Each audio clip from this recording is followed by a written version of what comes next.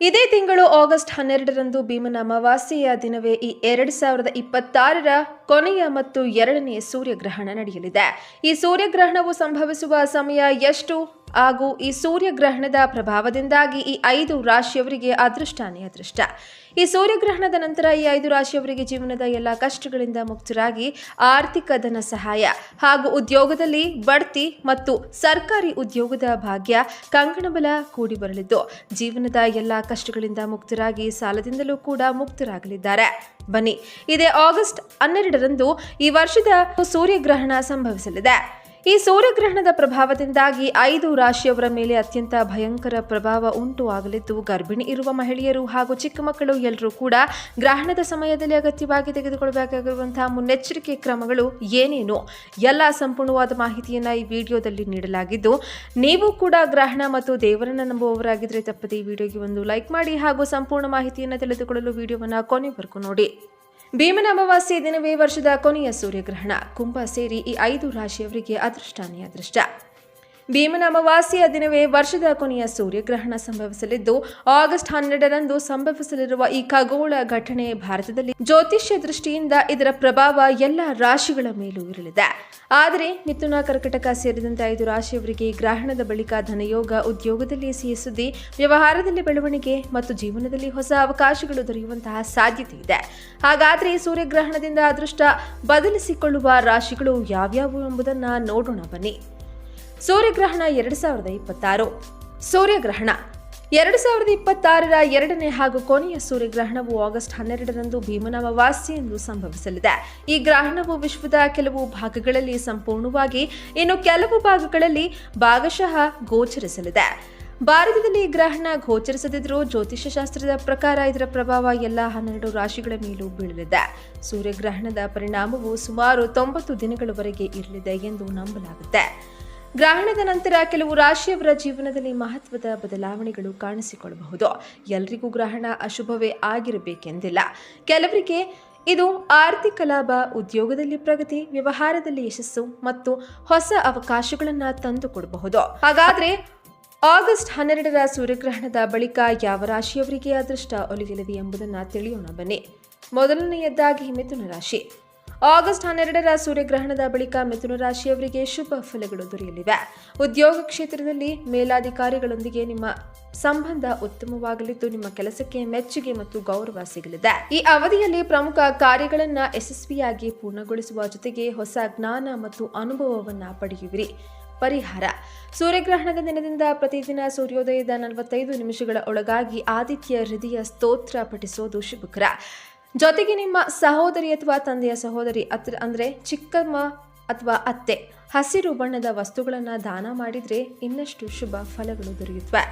ಎರಡನೆಯದಾಗಿ ಕನ್ಯಾ ರಾಶಿ. ಆಗಸ್ಟ್ 12ರ ಸೂರ್ಯಗ್ರಹಣವು ಕನ್ಯಾ ರಾಶಿಯವರಿಗೆ ಪ್ರಗತಿಯ ಹೊಸ ಅವಕಾಶಗಳನ್ನು ತಂದುಕೊಡಲಿದೆ. ಉದ್ಯೋಗ ಅಥವಾ ವ್ಯವಹಾರಕ್ಕೆ ಸಂಬಂಧಿಸಿದ ಪ್ರಯಾಣಗಳು ಹೆಚ್ಚಾಗಲಿದ್ದು ಅವುಗಳಿಂದ ಉತ್ತಮ ಫಲ ದೊರೆಯುವ ಸಾಧ್ಯತೆ ಇದೆ. ದಾಂಪತ್ಯ ಮತ್ತು ಪ್ರೇಮ ಸಂಬಂಧಗಳಲ್ಲಿ ಪರಸ್ಪರ ಅರ್ಥೈಸಿಕೊಳ್ಳುವಿಕೆ ಹೆಚ್ಚಾಗಿ ನಿಮ್ಮ ಭಾವನೆಗಳನ್ನು ಸಂಗಾತಿಗೆ ಸ್ಪಷ್ಟವಾಗಿ ವ್ಯಕ್ತಪಡಿಸಲು ಸಾಧ್ಯವಾಗುತ್ತೆ.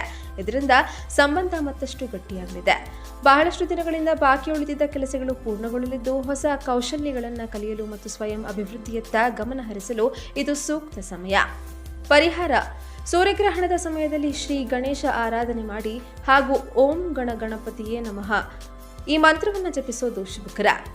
ಗ್ರಹಣದ ನಂತರ ನೀರನ್ನ ದಾನ ಮಾಡಿ ಅಥವಾ ದೇವಾಲಯ, ಸಾರ್ವಜನಿಕ ಸ್ಥಳಗಳಲ್ಲಿ ಕುಡಿಯುವಂತಹ ನೀರಿನ ವ್ಯವಸ್ಥೆ ಮಾಡಿದರೆ ಉತ್ತಮ ಫಲ ದೊರೆಯಲಿದೆ. ಕಾರ್ಮಿಕರಿಗೆ ಹಾಲು ಅಥವಾ ನೀರನ್ನ ದಾನ ಮಾಡೋದ್ರಿಂದ ಶುಭಕರವೆಂದು ಪರಿಗಣಿಸಲಾಗಿದೆ. ಮೂರನೆಯದಾಗಿ ಕಟಕ ರಾಶಿ. ಆಗಸ್ಟ್ 12ರ ಸೂರ್ಯಗ್ರಹಣವು ಕಟಕ ರಾಶಿಯವರಿಗೆ ಮಹತ್ವದ ಬದಲಾವಣೆಗಳನ್ನು ತರಬಹುದು. ಈ ಅವಧಿಯಲ್ಲಿ ನಿಮ್ಮ ಆತ್ಮವಿಶ್ವಾಸ ಮತ್ತು ಮಾನಸಿಕ ದೃಢತೆ ಹೆಚ್ಚಾಗಲಿದ್ದು ನಾಯಕತ್ವದ ಗುಣಗಳು ಹೊರಹೊಮ್ಮಲಿವೆ. ಯಾರು ಊಹಿಸದ ಹೊಸ ಅವಕಾಶಗಳು ನಿಮ್ಮನ್ನ ಹುಡುಕಿಕೊಂಡು ಬರಬಹುದು. ಆದರೆ ನಿಮ್ಮ ವೈಯಕ್ತಿಕ ಭಾವನೆಗಳನ್ನು ಎಲ್ಲರೊಂದಿಗೆ ಹಂಚಿಕೊಳ್ಳುವುದನ್ನು ತಪ್ಪಿಸೋದು ಉತ್ತಮ. ತಾಳ್ಮೆ ಮತ್ತು ವಿವೇಕದಿಂದ ನಡೆದುಕೊಂಡ್ರೆ ಉತ್ತಮ ಯಶಸ್ಸು ಸಾಧಿಸುವಿರಿ. ಪರಿಹಾರ: ಸೂರ್ಯಗ್ರಹಣದ ದಿನ ಸಕ್ಕರೆ ದಾನ ಮಾಡೋದು ಶುಭಕರ. ಜೊತೆಗೆ ಗ್ರಹಣದ ಸಮಯದಲ್ಲಿ ವಿಷ್ಣು ಸಹಸ್ರನಾಮ ಪಠಿಸಿ ನಂತರ ಕನಿಷ್ಠ 45 ದಿನಗಳವರೆಗೆ ಪ್ರತಿದಿನ ಪಾರಾಯಣ ಮಾಡಿದರೆ ಉತ್ತಮ ಫಲಗಳು ದೊರೆಯಲಿವೆ. ನಾಲ್ಕನೆಯದಾಗಿ ಮೀನ ರಾಶಿ. ಆಗಸ್ಟ್ 12ರ ಸೂರ್ಯಗ್ರಹಣವು ಮೀನರಾಶಿಯವರಿಗೆ ಜೀವನದಲ್ಲಿ ಸಮತೋಲನ ಮತ್ತು ಹೊಸ ಅವಕಾಶಗಳನ್ನು ತರಬಹುದು. ಈ ಅವಧಿಯಲ್ಲಿ ನೀವು ತೆಗೆದುಕೊಳ್ಳುವಂತಹ ಪ್ರಮುಖ ನಿರ್ಧಾರಗಳು ಭವಿಷ್ಯದಲ್ಲಿ ಉತ್ತಮ ಫಲ ನೀಡುವಂತಹ ಸಾಧ್ಯತೆ ಇದೆ. ಗ್ರಹಣದ ನಂತರದ 90 ದಿನಗಳಲ್ಲಿ ಕೈಗೊಳ್ಳುವಂತಹ ಯೋಜನೆಗಳು ಯಶಸ್ಸಿನತ್ತ ಸಾಗಲಿದ್ದು ಉದ್ಯೋಗ ಮತ್ತು ವ್ಯವಹಾರದಲ್ಲಿ ಉತ್ತಮ ಪ್ರಗತಿ ಕಂಡುಬರಬಹುದು. ನಿಮ್ಮ ಕೆಲಸಗಳು ವೇಗ ಪಡೆದು ಬಾಕಿ ಉಳಿದಿದ್ದ ಕಾರ್ಯಗಳು ಪೂರ್ಣಗೊಳ್ಳುವಂತಹ ಸಾಧ್ಯತೆ ಇದೆ. ಪರಿಹಾರ: ಸೂರ್ಯಗ್ರಹಣದ ಸಮಯದಲ್ಲಿ ಓಂ ಹ್ರೀಂ ಗುರುವೇ ನಮಃ ಅಂತ ಮಂತ್ರವನ್ನು ಜಪಿಸೋದು ಶುಭಕರ. ಇದರಿಂದ ಜೀವನದಲ್ಲಿ ಸಕಾರಾತ್ಮಕ ಶಕ್ತಿ ಹೆಚ್ಚುತ್ತೆ. ಜೊತೆಗೆ ಅಗತ್ಯವಿರುವವರಿಗೆ ಋತುಮಾನದ ಹಣ್ಣುಗಳನ್ನು ದಾನ ಮಾಡಿದರೆ ಶುಭ ಫಲಗಳು ಮತ್ತಷ್ಟು ವೃದ್ಧಿಯಾಗಲಿದೆ. ಇನ್ನು 5ನೇದಾಗಿ ಕುಂಭರಾಶಿ. ಆಗಸ್ಟ್ 12ರ ಸೂರ್ಯಗ್ರಹಣವು ಕುಂಭರಾಶಿಯವರಿಗೆ ಶುಭ ಫಲಗಳನ್ನು ನೀಡುವಂತಹ ಸಾಧ್ಯತೆ ಇದೆ. ಮದುವೆ, ನಿಶ್ಚಿತಾರ್ಥ ಅಥವಾ ಇತರೆ ಪ್ರಮುಖ ಕಾರ್ಯಗಳಲ್ಲಿ ಇದುವರೆಗೆ ಎದುರಾಗಿದ್ದಂತಹ ಅಡೆತಡೆಗಳು ನಿವಾರಣೆಯಾಗಬಹುದು. ಪ್ರಯಾಣದ ಯೋಜನೆ ಇದ್ರೆ ಅದು ಯಶಸ್ವಿಯಾಗಿ ನೆರವೇರಲಿದ್ದು ಉತ್ತಮ ಫಲಿತಾಂಶಗಳನ್ನು ನೀಡಲಿದೆ. ಈ ಅವಧಿಯಲ್ಲಿ ಆರ್ಥಿಕ ಲಾಭದ ಅವಕಾಶಗಳು ಹೆಚ್ಚಾಗಲಿದ್ದು ಹೊಸ ಆದಾಯದ ಮೂಲಗಳು ಸೃಷ್ಟಿಯಾಗುವಂತಹ ಸಾಧ್ಯತೆ ಇದೆ. ಪರಿಹಾರ: ಸೂರ್ಯಗ್ರಹಣದ ಸಮಯದಲ್ಲಿ ಶ್ರೀ ಗಣೇಶನ ಪೂಜೆ ಮಾಡಿ. ಇದರಿಂದ ಸಂಬಂಧಗಳು ಮತ್ತಷ್ಟು ಗಟ್ಟಿಯಾಗೋದ್ರ ಜೊತೆಗೆ ಆರ್ಥಿಕ ಪ್ರಗತಿಗೂ ಸಹಾಯಕಾರಿಯಾಗಲಿದೆ. ಗ್ರಹಣದ ನಂತರ ಹಿತ್ತಾಳೆಯ ಪಾತ್ರೆಯಲ್ಲಿ ಹಳದಿ, ಸಾಸಿವೆ ಕಾಳುಗಳನ್ನು ತುಂಬಿ ಶಿವ ದೇವಾಲಯಕ್ಕೆ ದಾನ ಮಾಡಿದರೆ ಜೀವನದಲ್ಲಿ ಬೆಳವಣಿಗೆ, ಯಶಸ್ಸು ಮತ್ತು ಪ್ರಗತಿ ಹೆಚ್ಚಾಗುತ್ತೆ. ಸೂಚನೆ: ಇಲ್ಲಿ ನೀಡಲಾದಂತಹ ಎಲ್ಲ ಜ್ಯೋತಿಷ್ಯ ಮಾಹಿತಿ ಮತ್ತು ಪರಿಹಾರಗಳು ಜ್ಯೋತಿಷ್ಯ ಮತ್ತು ಧಾರ್ಮಿಕ ನಂಬಿಕೆಗಳ ಆಧಾರದ ಮೇಲೆ ನೀಡಲ್ಪಟ್ಟಿವೆ. ಇದರ ಕುರಿತು ಯಾವುದೇ ವೈಜ್ಞಾನಿಕ ಸಾಕ್ಷಿಗಳಿಲ್ಲ. ಈ ಮಾಹಿತಿಯನ್ನು ಪರಿಗಣಿಸಲು ಮತ್ತು ಸಂಪೂರ್ಣ ವಿವರಗಳನ್ನು ಗಳಿಸಲು ಸಂಬಂಧಿತ ಪರಿಣಿತರಿಂದ ಸಲಹೆ ಪಡೆಯುವುದು ಉತ್ತಮ. ನಮ್ಮ ಮನೆಯ ಹಿರಿಯರು ಮತ್ತು ಜ್ಯೋತಿಷ್ಯ ಶಾಸ್ತ್ರದ ಪ್ರಕಾರ ಕೆಲವು ಮುಖ್ಯ ಮುನ್ನೆಚ್ಚರಿಕೆಗಳನ್ನು ವಹಿಸೋದು ಅತ್ಯಗತ್ಯ. ಮುಖ್ಯವಾಗಿ ಗರ್ಭಿಣಿಯರು, ಚಿಕ್ಕ ಮಕ್ಕಳು ಹಾಗೂ ಕೆಲವು ನಿರ್ದಿಷ್ಟ ರಾಶಿಯವರು ಈ ದಿನ ಯಾವೆಲ್ಲ ತಪ್ಪುಗಳನ್ನು ಮಾಡಬಾರದು, ಯಾವ ಮುನ್ನೆಚ್ಚರಿಕೆ ಕ್ರಮಗಳನ್ನು ವಹಿಸಬೇಕು. ವಿಷಯ 1: ಗರ್ಭಿಣಿಯರು ವಹಿಸಬೇಕಾದ ಮುನ್ನೆಚ್ಚರಿಕೆಗಳು. ಮೊದಲನೆಯದಾಗಿ ಮನೆಯಲ್ಲಿರುವಂತಹ ಗರ್ಭಿಣಿ ಮಹಿಳೆಯರು ಅತ್ಯಂತ ಜಾಗರೂಕರಾಗಿರಬೇಕು. ಗ್ರಹಣದ ಸಮಯದಲ್ಲಿ ಹಾಗೂ ಅಮಾವಾಸ್ಯೆಯ ದೋಷದ ಅವಧಿಯಲ್ಲಿ ಗರ್ಭಿಣಿಯರು ಯಾವುದೇ ಕಾರಣಕ್ಕೂ ಹೊರಗಡೆ ಬರಬಾರದು. ಸೂರ್ಯನ ಕಿರಣಗಳು ನೇರವಾಗಿ ಬೀಳದಂತೆ ಮನೆಯ ಒಳಗಡೆಗೆ ಇರುವುದು ಸುರಕ್ಷಿತ. ಚಾಕು, ಕತ್ರಿ, ಸೂಜಿ ಅಥವಾ ಯಾವುದೇ ಚೂಪಾದ ವಸ್ತುಗಳನ್ನು ಈ ಸಮಯದಲ್ಲಿ ಬಳಸಬೇಡಿ. ಗ್ರಹಣ ಅಥವಾ ದೋಷದ ಅವಧಿಯಲ್ಲಿ ಆಹಾರ ಸೇವನೆ ಮಾಡೋದು ಆದಷ್ಟು ತಪ್ಪಿಸಿ. ಮುಂಚಿತವಾಗಿಯೇ ಸಿದ್ಧಪಡಿಸಿದ ಅಡುಗೆಗೆ ತುಳಸಿ ಎಲೆಯನ್ನು ಹಾಕೋದು ಒಳ್ಳೆಯದು. ಈ ಸಮಯದಲ್ಲಿ ಗಾಯತ್ರಿ ಮಂತ್ರ ಅಥವಾ ಇಷ್ಟದೇವರ ಜಪ ಮಾಡೋದ್ರಿಂದ ತಾಯಿ ಮತ್ತು ಮಗುವಿಗೆ ಧನಾತ್ಮಕ ಶಕ್ತಿ ದೊರೆಯಲಿದೆ. ಇನ್ನು ಚಿಕ್ಕ ಮಕ್ಕಳ ಆರೈಕೆ. ಎರಡನೆಯದಾಗಿ ಮನೆಯಲ್ಲಿರುವಂತಹ ಚಿಕ್ಕ ಮಕ್ಕಳ ಬಗ್ಗೆ ವಿಶೇಷ ನಿಗಾವನ್ನು ವಹಿಸಿ. ಮಕ್ಕಳನ್ನು ಅನಗತ್ಯವಾಗಿ ಹೊರಗಡೆ ಆಟವಾಡಲು ಕಳುಹಿಸಬೇಡಿ. ಅಮಾವಾಸ್ಯೆ ಹಾಗೂ ಗ್ರಹಣದ ಪ್ರಭಾವದಿಂದ ಮಕ್ಕಳಲ್ಲಿ ಹಠ ಅಥವಾ ಕಿರಿಕಿರಿ ಕಾಣಿಸಿಕೊಳ್ಳಬಹುದು. ಆದ್ದರಿಂದ ಅವರನ್ನು ಶಾಂತವಾಗಿರಿಸಲು ಪ್ರಯತ್ನಿಸಿ.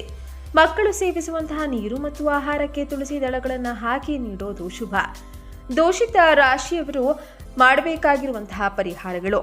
ಮೂರನೆಯದಾಗಿ ಗ್ರಹಣದ ಹಾಗೂ ಅಮಾವಾಸ್ಯೆಯ ಪ್ರಭಾವದಿಂದ ಕೆಲವು ರಾಶಿಯವರಿಗೆ ದೋಷ ಉಂಟಾಗುವಂತಹ ಸಾಧ್ಯತೆ ಇದೆ. ದೂಷಿತ ರಾಶಿಯವರು ಇದನ್ನ ಯಾವುದೇ ರೀತಿಯ ಹೊಸ ಕೆಲಸ ಅಥವಾ ಪ್ರಮುಖ ಹೂಡಿಕೆಗಳನ್ನು ಮಾಡಲು ಹೋಗಬೇಡಿ. ಕೋಪ ಮತ್ತು ವಾದ ವಿವಾದಗಳಿಂದ ದೂರವಿರಿ. ಗ್ರಹಣದ ಸಮಯ ಮುಗಿದ ನಂತರ ಸ್ನಾನ ಮಾಡಿ ಮನೆಯಲ್ಲಿ ಧೂಪ ದೀಪ ಹಚ್ಚಿ ಪೂಜೆ ಮಾಡಿ. ನಿಮ್ಮ ಶಕ್ತಿಗೆ ಅನುಗುಣವಾಗಿ ಕಪ್ಪು ಎಳ್ಳು, ಗೋಧಿ ಅಥವಾ ಬಟ್ಟೆಯನ್ನು ದಾನ ಮಾಡೋದ್ರಿಂದ ದೋಷ ಪರಿಹಾರವಾಗುತ್ತೆ. ಬಂಧುಗಳೇ, ನಂಬಿಕೆ ಮತ್ತು ಆರೋಗ್ಯದ ದೃಷ್ಟಿಯಿಂದ ಈ ಮುನ್ನೆಚ್ಚರಿಕೆಗಳನ್ನು ಪಾಲಿಸೋದು ಒಳ್ಳೆಯದು. ಈ ಮಹತ್ವದ ಮಾಹಿತಿಯನ್ನು ನಿಮ್ಮ ಕುಟುಂಬಸ್ಥರು ಮತ್ತು ನಿಮ್ಮ ಸ್ನೇಹಿತರೊಂದಿಗೆ ತಕ್ಷಣವೇ ಶೇರ್ ಮಾಡಿ. ದೈನಂದಿನ ರಾಶಿಫಲ ಮತ್ತು ಮಾಹಿತಿಗಾಗಿ ನಮ್ಮ ಚಾನೆಲ್ ಅನ್ನು ಈಗಲೇ ಸಬ್ಸ್ಕ್ರೈಬ್ ಮಾಡಿಕೊಳ್ಳಿ. ಧನ್ಯವಾದಗಳು.